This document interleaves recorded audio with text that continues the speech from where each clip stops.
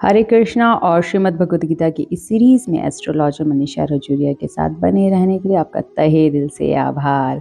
पिछले एपिसोड में हमने चैप्टर 5 कर्म योग कृष्ण भावना भावित कर्म को पूर्ण किया था।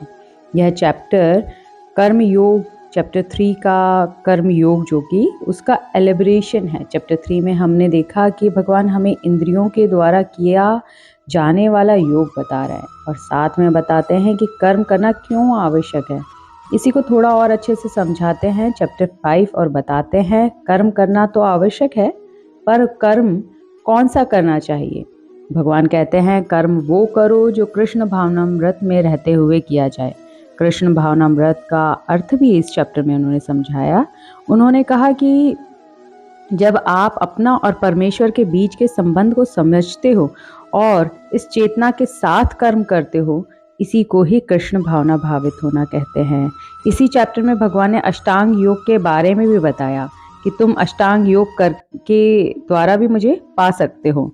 यह भी बताया कि अष्टांग योग पद्धति की प्रैक्टिस आपको ही करनी होगी और कोई आपको यह प्रैक्टिस नहीं करा सकता, क्योंकि सभी के एक्सपीरियंसेस डिफरेंट होते हैं। इसी चैप्टर में हमने देखा था अष्टांग योग के 8 स्टेप्स जो हैं। पहला है यम। इसमें हमें अपनी बुराइयों से दूर रहना होगा, जैसे दारू सिगरेट पीना, गलत संगत में रहना। दूसरा है नियम, जिसमें हमें डिसिप्लिन्ड होके रहना होगा कि इस टाइम पे मुझे यह करना है, यह टाइम टेबल आपका फिक्स्ड होना चाहिए। तीसरा है आसन। अब आपको अपने शरीर पर भी ध्यान देना होगा, अपने शरीर पर काम करना होगा। चौथा स्टेप है प्राणायाम। शरीर के बाद अब आ जाओ आप अपनी सांसों पर ध्यान लगाओ। नेक्स्ट है प्रत्याहार। इसमें संयम को सिखाया जाता है। यह बहिरंग से अंतरंग को जोड़ने वाले पुल की तरह काम करता है। अर्थात ऊपर बताए 4 स्टेप यम नियम आसन प्राणायाम में हम अपनी आत्मा के बाहर वाली चीजों पर काम कर रहे थे, और आगे बताए जाने वाले 3 स्टेप धारणा ध्यान समाधि में अपनी आत्मा और मन पर काम करेंगे।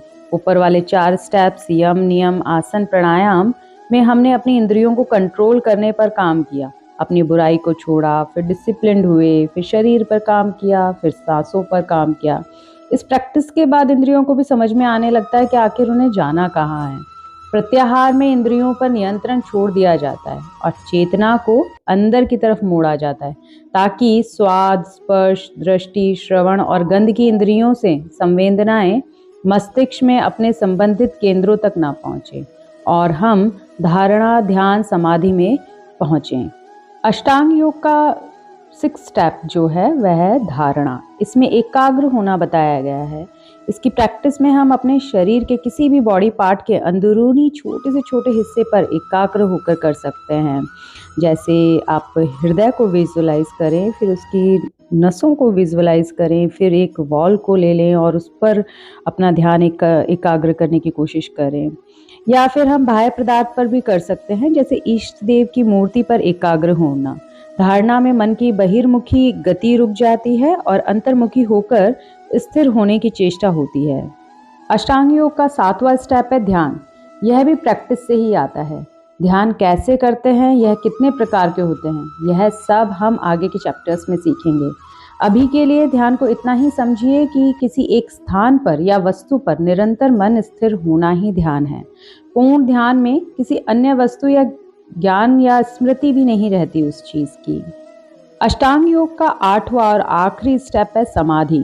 जब हम क्रम अनुसार इन 8 स्टेप्स को फॉलो करते हैं तो समाधि पर आकर हम मोक्ष की प्राप्ति करते हैं। यह मन का एकीकरण करना होता है समाधि का अर्थ, और इसके बाद व्यक्ति को मोक्ष प्राप्त होता है। ध्यान की परिपक्व अवस्था नाम ही समाधि है। चित्त आलंबन के आकार में प्रतिभाषित होता है, अपना स्वरूप शून्यवत हो जाता है और एकमात्र आलंबन ही प्रकाशित होता है। इसे ही समाधि की दशा कहते हैं। भगवान ने चैप्टर 5 में अष्टांग योग को समझाया तो है, पर फिर भी गृहस्थ के लिए भगवान को भक्ति योग ही प्रिय है। अष्टांग योग का सफर कठिन है। हो सकता है इसके लिए आपको जंगलों में रहना पड़े ताकि इंद्रियों का भटकाव ना हो। इसी सीरीज को आगे बढ़ाते हुए चलिए शुरू करते हैं आज चैप्टर 6 को, जिसका नाम है ध्यान योग। पहले श्लोक में भगवान अर्जुन को कहते हैं, जो पुरुष अपने कर्म फल के प्रति अनासक्त है और जो अपने कर्तव्य का पालन करता है वही सन्यासी है और असली योगी है। वह नहीं तो जो ना तो अग्नि जलाता है और ना कर्म करता है, वह नहीं है सन्यासी या योगी। इस श्लोक में भगवान अर्जुन को समझाते हैं कि अष्टांग योग मैंने तुम्हें समझा तो दिया, पर इससे फॉलो करना बहुत कठिन है। इससे बेटर है कि तुम कर्म योग या कृष्ण भावनामृत में कर्म को फॉलो करो। निस्वार्थ होके बिना कर्म के फलों की इच्छा के कृष्ण भावनामृत में कर्म करना प्रत्येक व्यक्ति का कर्तव्य है। जैसे शरीर के अंग अपनी तुष्टि के लिए नहीं अपितु पूरे शरीर के लिए कार्य करते हैं, इसी तरह जो जीव अपनी तुष्टि के लिए नहीं अपितु पर ब्रह्म की तुष्टि के लिए कार्य करता है, वही पूर्ण सन्यासी या पूर्ण योगी है।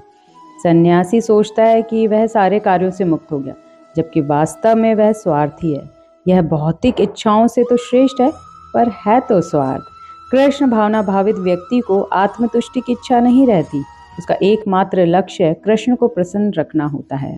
अगले श्लोक में भगवान कहते हैं, हे पांडुपुत्र, जिसे सन्यास कहते हैं उसे ही तुम योग अर्थात पर ब्रह्म से युक्त होना जानो, क्योंकि इंद्रिय तृप्ति के लिए इच्छा को त्यागे बिना कोई कभी योगी नहीं हो सकता। यहाँ भगवान सन्यासी जंगलों में रहने वाले को नहीं कह रहे। यहाँ भगवान सन्यासी वो परिभाषा दे रहे हैं जो गृहस्थ के साथ उन्होंने पहले बताई है। सन्यासी पूर्ण ज्ञान में रहता हुआ इंद्रिय तृप्ति के कार्यकलापों का परित्याग कर देता है, किंतु कृष्ण भावना भावित व्यक्ति को तो ऐसी किसी भी वस्तु में अपनी इंद्रिय लगाने का अवसर ही नहीं मिलता जो कृष्ण के निमित्त ना हो। इसलिए कृष्ण भावना भावित व्यक्ति सन्यासी तथा योगी साथ साथ हो जाता है। भगवान चाहते हैं कि तुम गृहस्थ हो तो गृहस्थ ही रहो, लेकिन कृष्ण भावना भावित होकर अपने कर्म करो। इससे तुम सन्यासी और योगी दोनों साथ साथ कहलाओगे। अगले श्लोक में भगवान कहते हैं, अष्टांग योग के नव साधक के लिए कर्म साधन कहलाता है और योग सिद्ध पुरुष के लिए समस्त भौतिक कार्यकलापों का परित्याग ही साधन कहलाता है। इस श्लोक में भगवान अर्जुन को कहते हैं कि परमेश्वर से युक्त होने की विधि को योग कहते हैं। इसकी तुलना सीढ़ी से की जा सकती है। इस सीढ़ी का स्टार्ट जीव की अधम अवस्था से मान सकते हैं और एंड जीव के पूर्ण आत्म साक्षात्कार को। इस सीढ़ी के बीच में भिन्न भिन्न भाग हैं जिन्हें विभिन्न नामों से जाना जाता है, जैसे ज्ञान योग, ध्यान योग, भक्ति योग, और इस पूरी सीढ़ी को योग कहते हैं। अष्टांग योग में यम नियम आसन से पूर्ण मानसिक संतुलन प्राप्त होता है, जिससे इंद्रियां वश में होती हैं, किंतु कृष्ण भावना भावित व्यक्ति प्रारंभ से ही ध्यानावस्थित रहता है, क्योंकि उसका चित्त हमेशा कृष्ण की सेवा में रहता है। अगले श्लोक में भगवान अर्जुन को कहते हैं, जब कोई पुरुष समस्त भौतिक इच्छाओं का त्याग करके ना तो इंद्रिय तृप्ति के लिए कार्य करता है और ना सकाम कर्मों में प्रवृत्त होता है, तो वह योगारूढ़ कहलाता है। मनुष्य को चाहिए कि अपने मन की सहायता से अपना उद्धार करे और अपने को नीचे ना गिरने दे। यह मन बद्धी जीव का मित्र भी है और शत्रु भी। इस प्रसंग में बद्ध जीव वह कहा गया है जो जीव माया और या संसार के बंधन में बंधा हो। उपरोक्त श्लोक में भगवान अर्जुन को समझाते हैं कि जो व्यक्ति भगवान के प्रेम में रहता है वह अपने आप में प्रसन्न रहता है, जिसकी वजह से उसे अपनी इंद्रियों के लिए काम नहीं करना पड़ता। इसके विपरीत जो प्रेम भक्ति या कृष्ण भावना भावित नहीं है, उसे अपनी इंद्रिय तृप्ति के लिए कर्म करना पड़ता है, क्योंकि कर्म किए बिना तो कोई नहीं रहता।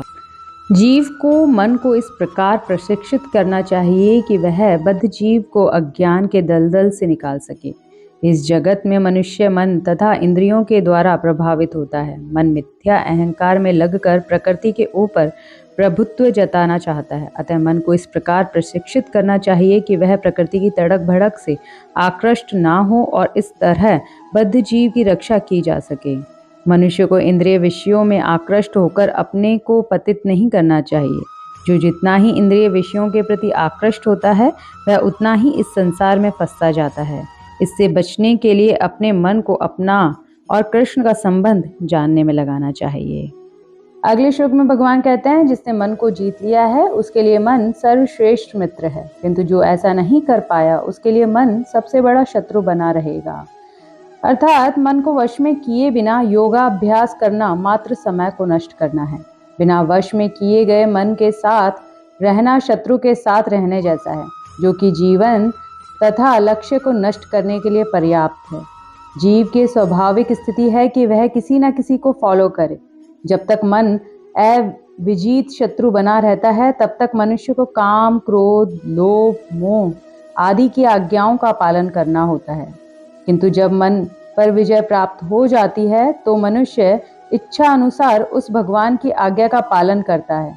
वास्तविक योगाभ्यास हृदय के भीतर परमात्मा से भेंट करना तथा उसकी आज्ञा का पालन करना है। और इस तरह जब हृदय में बैठे परमात्मा की आज्ञा का पालन करेंगे तो मन खुद ब खुद कंट्रोल हो जाएगा। आगे के प्रसंग में भगवान अर्जुन से कहते हैं, जिसने मन को जीत लिया है उसने पहले ही परमात्मा को प्राप्त कर लिया है, क्योंकि उसने शांति प्राप्त कर ली है। ऐसे पुरुष के लिए सुख दुख, सर्दी गर्मी एवं मान अपमान एक से हैं। अर्थात इस श्लोक में भगवान अर्जुन को समझा रहे हैं कि जब मन बहिरंग माया द्वारा विपथ कर दिया जाता है तब मनुष्य भौतिक कार्यकलापों में उलझ जाता है। अतः जो ही मन किसी योग पद्धति द्वारा वश में आ जाता है तो ही मनुष्य लक्ष्य की तरह बढ़ने लगता है। जब मन वश में होता है मनुष्य अपने उच्च उद्देश्य को पूरा करने लगता है, जो कि हृदय में बसे परमात्मा के आदेश का पालन करना है। इस अवस्था में मनुष्य को सुख दुख, सर्दी गर्मी एवं मान अपमान प्रभावित नहीं करते। इस अवस्था को व्यवहारिक समाधि या परमात्मा में तल्लीनता कहते हैं।